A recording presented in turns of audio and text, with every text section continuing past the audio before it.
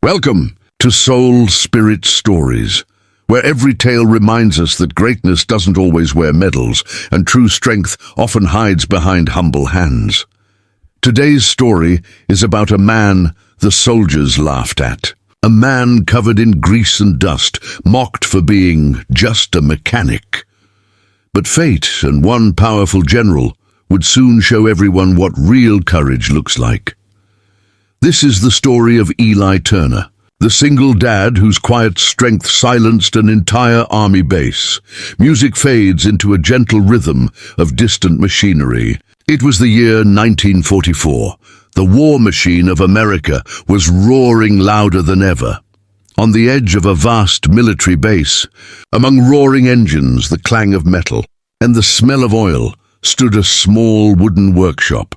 Inside, bent over a broken truck engine, was Eli Turner. His hands were scarred, stained black with grease. His shirt was torn, his eyes tired but calm. Every morning, Eli would walk his little girl, Rosie, to the schoolhouse just outside the base. She was 8 years old, bright, full of questions. "Daddy," she'd ask as he held her tiny hand, "do you fix everything that breaks?" Eli would smile softly. "I try to, sweetheart. That's what we do. We fix what others give up on."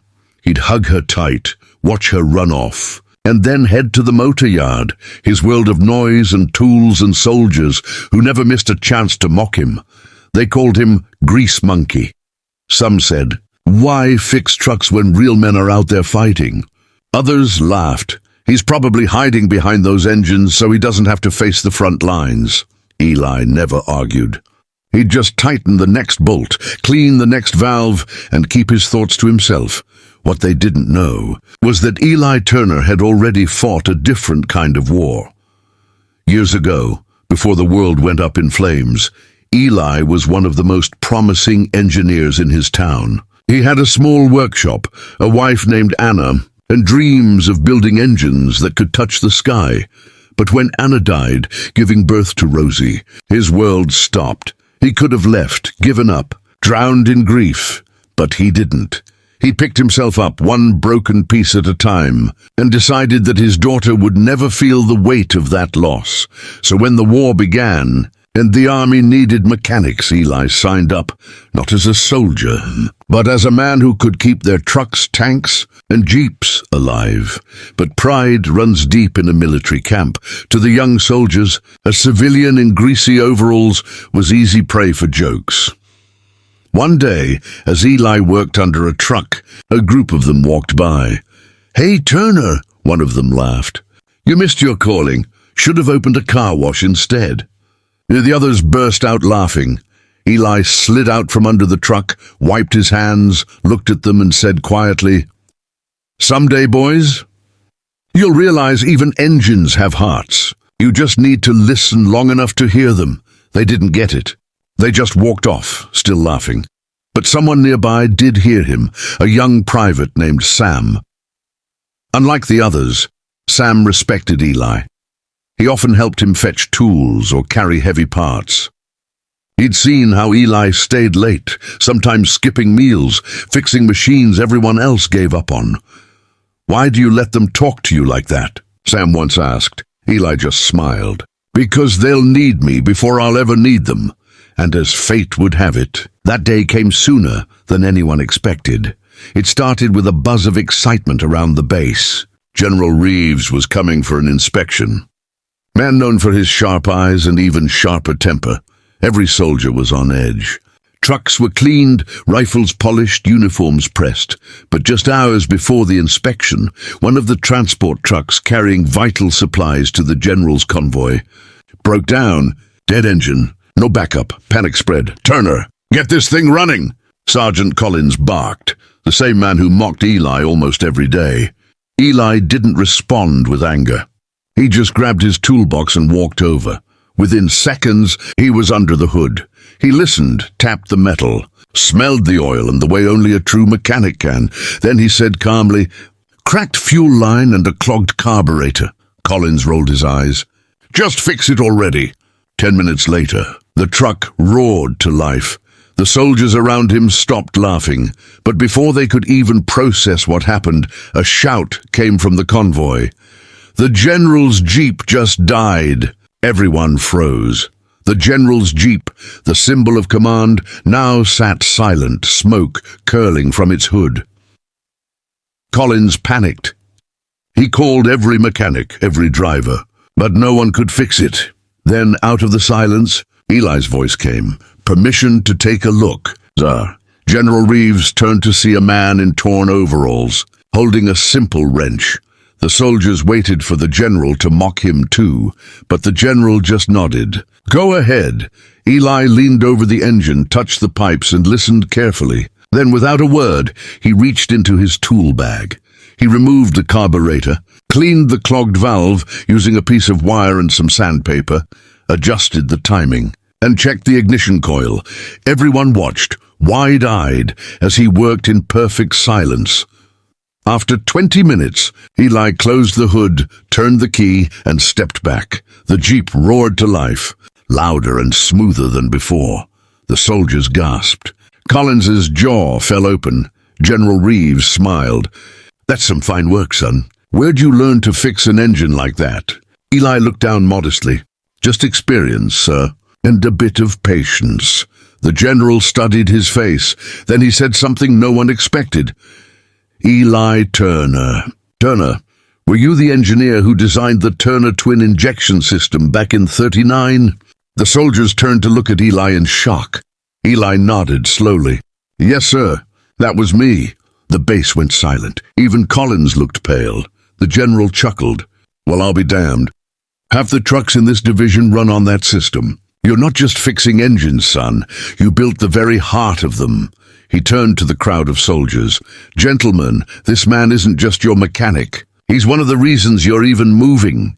The soldiers stood frozen. The same men who mocked Eli now stared at him in disbelief, some even lowering their heads in shame. The general walked closer and said softly, "You're an engineer, a father, and a man of quiet strength. The army could use more men like you." Then, turning to his aide, he said, "Get this man officially recognized. I want his name in tomorrow's report." Eli didn't know what to say. He simply nodded, trying to hold back tears. That evening, when the sun dipped low, Eli walked to the school to pick up Rosie. She came running, her little shoes kicking up dust. "Daddy, did you fix more broken things today?" she asked, smiling. He knelt down, hugged her tight, and whispered, "I did, sweetheart. And maybe I fixed a few hearts, too." Soft music swells gently. The next morning, the base looked different. Soldiers greeted Eli respectfully. Collins even helped him carry a heavy toolbox without being asked. And hanging inside the workshop, above the bench where Eli worked every day, was a small framed note signed by General Reeves himself, "To Eli Turner, for reminding us that greatness doesn't always march in boots." Eli never changed. He still worked with the same quiet grace, still wiped his hands the same way, still smiled when things broke, because that's who he was. But to everyone who once mocked him, the message was clear: real heroes don't shout. They simply show up, do the work, and let their actions speak louder than medals ever could. And as for little Rosie, she would grow up telling her children the story of her father, the man who fixed engines, hearts, and pride, all with the same pair of worn-out hands.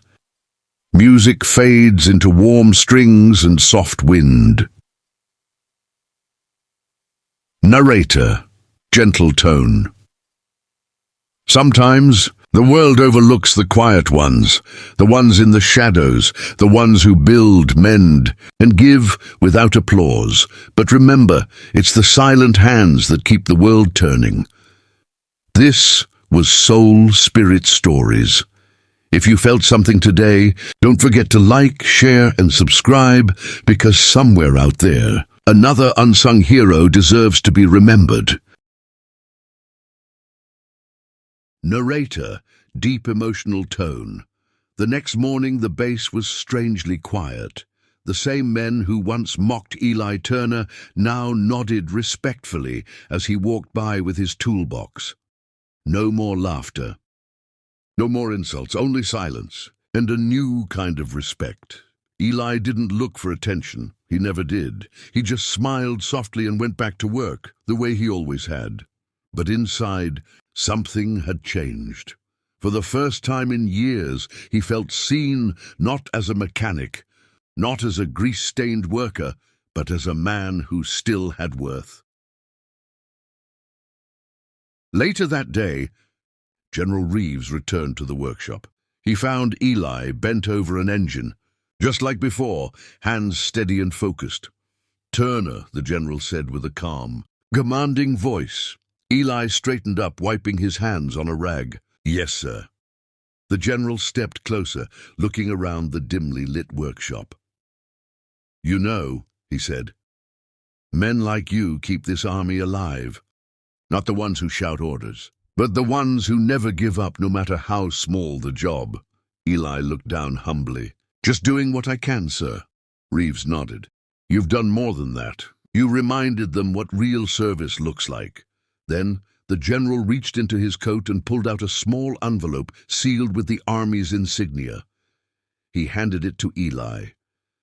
"What's this?" Eli asked softly. The general smiled faintly. "A letter of commendation and a recommendation for promotion to head engineer of base operations. You've earned it, Turner." Eli stood frozen, the envelope trembling slightly in his hand.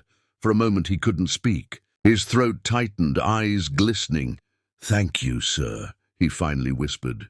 "But I didn't do it for recognition. I just wanted to do my part."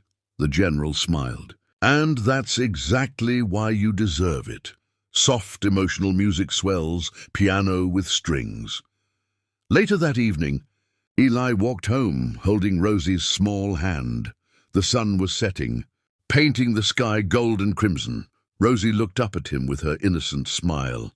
"Daddy," she said, "the teacher told me today that heroes wear uniforms." Eli looked down at her. Smiling gently, "Maybe some do," he said, "but the real ones, they just keep going no matter what people say." Rosie squeezed his hand. "Then you're my hero, Daddy." He stopped, knelt down, and hugged her tight, the world quiet around them. The sky glowing like fire behind their silhouettes. Music softens, gentle piano. Narrator, warm tone. Sometimes the greatest victories don't happen on battlefields. They happen in the hearts of those who never stop believing in the power of hard work, love, and quiet courage. And that was Eli Turner's real triumph. Not medals, not ranks, just a father's promise kept through every storm. Narrator, deep emotional voice. Sometimes the loudest lessons come from the quietest people. The world will always remember its generals, its battles, and its victories. But somewhere in the forgotten corners of history, there are men like Eli Turner, men who didn't fight with weapons, but with willpower, who didn't seek medals, but mended hearts, who didn't raise their voices, because their work spoke louder than any shout ever could. And though the soldiers once mocked him, they would later tell his story with pride, the story of the single dad mechanic who showed them what true honor really means.